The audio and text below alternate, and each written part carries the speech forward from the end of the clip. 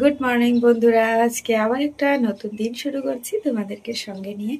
তো আশা করছি সকলে খুব ভালো রয়েছো আর আমরাও ভালো রয়েছি। তো এখন বাজে সকাল 6:30 আর এদিকে চা বসিয়ে দিয়েছি, টিফিনের ব্যবস্থা চলছে। এবার ভাতটাও বসিয়ে আজকে একটু দুধ চা হচ্ছে, কারণ বাড়িতে আদা নেই আর উইদাউট আদা লিকার চা একদমই খেতে পারবো না। তো তার জন্যই একটু দুধ চা হচ্ছে সকাল সকাল। আর সাথে এই যে এখানে বসিয়েছি পাস্তা সিদ্ধ করতে। কালকে রাত্রেই সৃজন অর্ডার দিয়ে দিয়েছে যে আজকে টিফিনে কিন্তু পাস্তা বানাতে হবে, সেই মতো পাস্তা সিদ্ধ করতে বসিয়ে দিয়েছি। আর এখন তো পুরো সে শীতের মতো ওয়েদার পড়ে গেছে, ঠান্ডা ঠান্ডা লাগছে সকাল থেকে।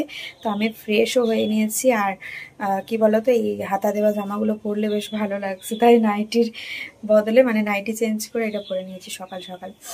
তো যাই হোক, চলো আগে চাটা খাই, তারপর রান্না বান্নার কাজেও লেগে পড়বো। এরপরে মনে হচ্ছে ময়শ্চারাইজার ক্রিম লাগবে, এই যে মুখের স্কিনটা একটু কেমনই হয়ে যাচ্ছে না। সকাল দিকটা ময়শ্চারাইজার ক্রিম মেখে নিলে ব্যাস, আর কিছু দরকারই পড়বে না। তো চলো ভিডিওটা দেখতে থাকো, আশা করছি আজকের পুরো ব্লগটা তোমাদের ভালো লাগবে। জানি যে এই দুধ চা সকালে ভীষণ খারাপ, কিন্তু কিছু করার নেই। ওই আদা ছাড়া লিকার চা আমি একদম খেতে পারবো না, আর চা না খেয়ে বাজারে পাঠাতেও কেমন একটা লাগে না, সেই জন্যই ভাবলাম অল্প করে খাই। বিস্কিট দিয়ে তো খাবো, অসুবিধা হবে না খুব একটা হয়তো। চলো, এটাতেই শান্তি, বুঝলে।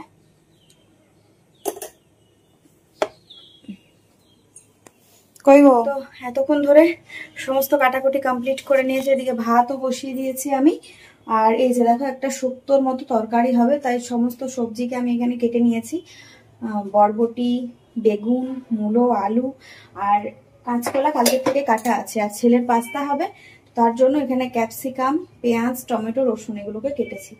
যা বাড়িতে ছিল, এখন খুব একটা বেশি সবজিপাতি আনছি না, কারণ আবারও তো ভাইফোঁটা আসছে, বাপের বাড়ি যেতে হবে। তো যতটুকুনি না আনলে নয়, ততটুকুনি এনে এনেই করছি আর কি। তো চলো রান্না বান্না স্টার্ট করা যাক। টিপস তোমাদেরকে দিয়ে রাখি, কাঁচকলা হয়তো আজকে কেটেছো, রান্না কোনোভাবে করা হচ্ছে না, কালকে করবে। তো কাঁচকলাটার মধ্যে না একটুখানি হলুদ, জলের মধ্যে হলুদ দিয়ে কাঁচকলাটা রাখবে, একদম একই রকম থাকবে, কোনো কালো ভাব হবে না। আর যদি আর কি এরকম জলের মধ্যে রাখা হয় তাহলে কিন্তু পুরো কালো হয়ে যায়। তো সেটা কাঁচকলা হোক বা কলার মোচা হোক, কলার মোচাও যদি কেটে রাখা হয় তাহলেও কিন্তু ওই একই রকম একটুখানি হলুদ দিয়ে দিতে হবে জলের মধ্যে। তেলও সামান্য দিলেও হয়, না দিলেও হয়, আমি তেল দিইনি, জাস্ট হলুদ দিয়েছিলাম। তো এই যে কাঁচকলাগুলো ঠিকই আছে, যে কালোটুকুনি দেখতে পাচ্ছ সেটা কালকে কাটার পরে আমি হলুদ জলে ভেজাতে ভুলে গেছিলাম, প্রায় ঘন্টা তিনেক পরে দিয়েছি, তো ততক্ষণে ওটা ওই অবস্থা হয়েই গেছিল। আজকে রান্নাবান্না হয়েছিল ভাত, খুব সিম্পলের মধ্যে সকাল দিকটা আর কি সেরেছি। আর এখানে হচ্ছে একটা সব কিছু দিয়ে তরকারি, কাঁচকলা, বেগুন, বরবটি, আলু, মূলো সব কিছু দিয়ে আর কি।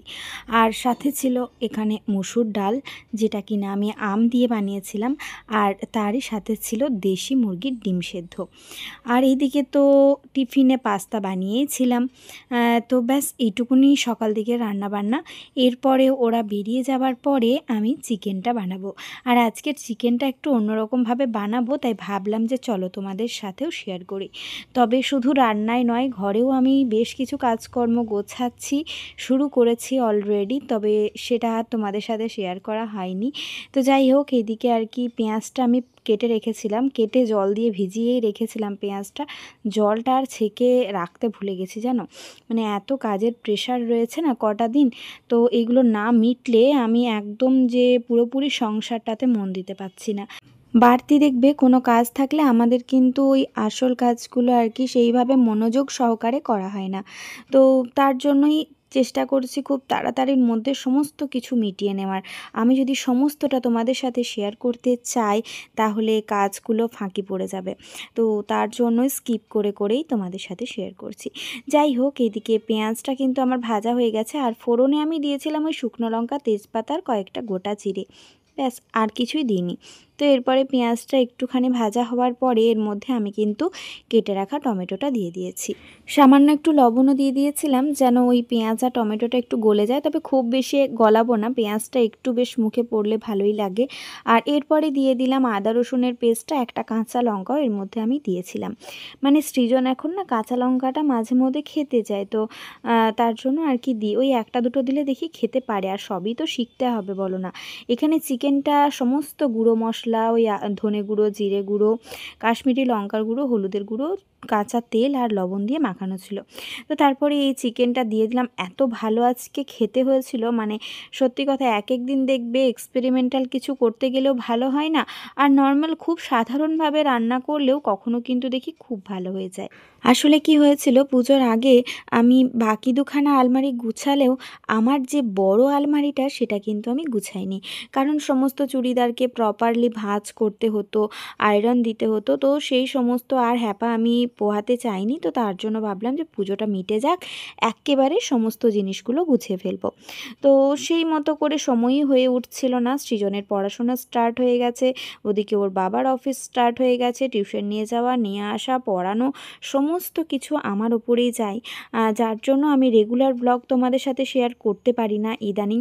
কারণ এখন আমার সত্যি কথা বলতে প্রচুর প্রেশার বেড়ে গেছে, মানে কাজের আর কি, তো সেই জন্যই আর কি হয়ে ওঠে না। তবে যখন যেমন পারছি তোমাদের সাথে শেয়ার করছি, আশা করছি তোমাদের সেগুলো ভালো লাগছে। তো এই সমস্ত ভালো সালোয়ারগুলো ছিল যেগুলো আর কি আমার বেশ গুছিয়ে রাখতে হতো, সেইগুলোকেই আর কি রাখছিলাম। যেগুলো আয়রন করতে হতো সেগুলো একদিক করে সরিয়ে রাখছিলাম, তো সেগুলোকে আয়রন করে করে আলমারিতে তুলবো। আর এগুলো পুজোতে সমস্তটাই পরা হয়ে গেছে, অতএব কালী পুজোয় আর পরবো না, বা পরলেও যেটা পরবো সেটাই বের করব। তো সেজন্যই আর কি বেশ ভালো করে গুছিয়ে নিচ্ছিলাম। না অর্গানাইজ থাকলে ভালো জিনিসও তুমি খুঁজে পাবে না, আর খুঁজে পেলেও সেটা এমন অবস্থায় থাকবে যখন কোথাও যাবে সেটা পরে যাওয়ার যোগ্য থাকবে না। তো সেরকমই। আর পুজোয় আমি যে ড্রেসগুলো পরেছিলাম সেগুলো একবার পরেই তো আর ধুয়ে দেওয়া যায় না, তো সেগুলোকে একটু রোদ দিয়ে দিয়েছিলাম, তারপরে আর কি সেগুলো এখন আলমারিতে তুলে রাখছি। এই সালোয়ারটা আমার ভীষণ পছন্দ হয়েছে, তোমাদের সাথেও শেয়ার করেছি, শর্ট ভিডিও তো শেয়ার করেছি, ফটোও শেয়ার করেছিলাম। তো যাই হোক, তোমাদের সাথে পুজোয় বড় ভ্লগ শেয়ার করিনি ঠিকই কথা, কিন্তু প্রত্যেক দিন আমি তোমাদের সাথে শর্ট ভিডিও শেয়ার করেছিলাম। এখানে বেশ কিছু সালোয়ার আমি বের করে নিচ্ছি, যেগুলো এরপরে মাঝে মধ্যে কিন্তু আমি রাফ ইউজ করব, মানে এই যে টিউশন নিয়ে যাওয়া, বাজার যাওয়া, এই সমস্ত কাজে কিন্তু ইউজ করব। নয়তো এইগুলো তোলাই থেকে যাবে, আর বছরের পর বছর তো সব কিছু বাড়ছে, তা তোলা বেশি রেখে লাভ নেই। এজন্য আমি কিন্তু সব জিনিসটাকে ইউজ করে নিই, যেন আমার পরে গিয়ে মনে না হয় ইস ওটা আমি পরলাম না, আর ওই জিনিসটা আমার কিন্তু ছোট হয়ে গেছে। কারণ ধরো যত দিন যাচ্ছে হেলদি হয়ে যাচ্ছে। আলমারি গোছাতে গোছাতে এদিকে আমার চিকেনটাও রান্না হয়ে গেছে, কত তেল ছেড়েছে চিকেনটাতে। আর ওইদিকে আলমারিও কিন্তু গোছানো আমার একদম কমপ্লিট। বর্তমানে আলমারির লুক, শাড়িগুলো সব মিডিল করেছিল, শাড়িগুলোকে সমস্তটা আমি এখানে করে দিয়েছি। তবে শাড়িগুলো রোদ আমার এখনো খাওয়ানো হয়নি, শীতকালে রোদ দেবো।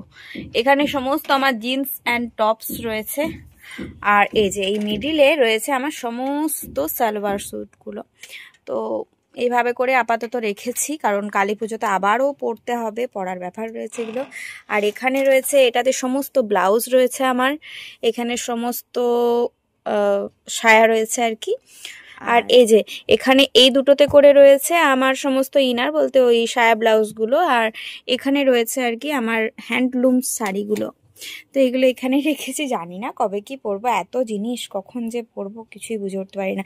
চুড়িদারের কাউন্টার আমার সমস্ত পরা হয়ে যায়, ইভেন আমার পরে গিয়ে মনে হয় এগুলো আমার হয়তো আরও লাগবে, কিন্তু এই শাড়ি ব্যাপারটাই আমার কাছে ভীষণ একটা অন্য রকমের, জায়গাও দিতে হয় আলমারিতে, আর এগুলো কোনো কাজেও লাগে না, কি করবো জানি না।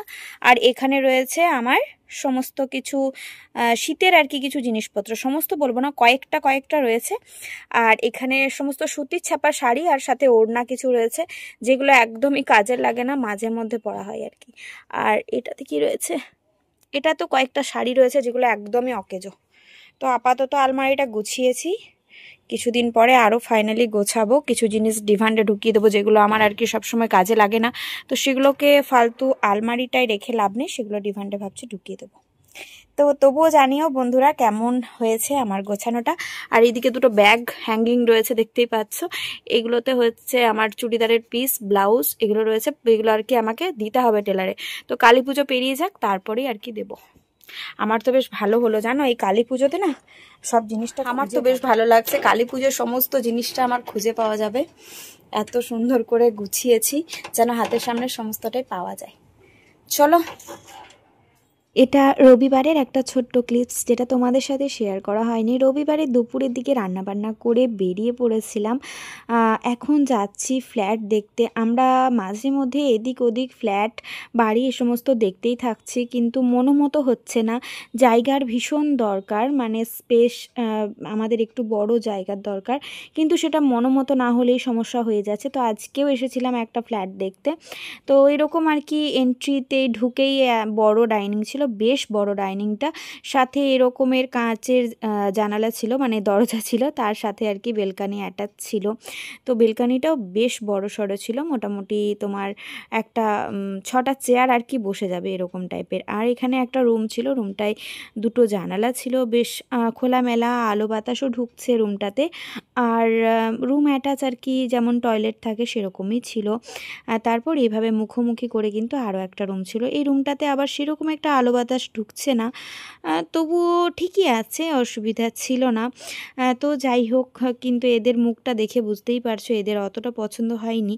আর পছন্দ না হওয়ার একটা বিশেষ কারণ হচ্ছে যে রান্নাঘরে কোনো জানালা নেই। আর ওই যে জায়গায় আমি রয়েছি সেখানে এতটা সুবিধা পাওয়ার পরে এটা আর মনোমতো হলো না। যাই হোক, হয়তো পরে হবে, অন্য কোথাও কপালে লেখা আছে, এটাই ভাবছি। তা চলো বন্ধুরা, আজকের মতো ভিডিওটা আমি এখানেই শেষ করছি। তোমাদের সাথে দেখা হবে পরবর্তী ভিডিওতে। ততক্ষণের জন্য সকলে খুব ভালো থেকো, সুস্থ থেকো, সাবধানে থেকো। আর ভিডিওটা যদি তোমাদের ভালো লেগে থাকে একটা লাইক করে দিও।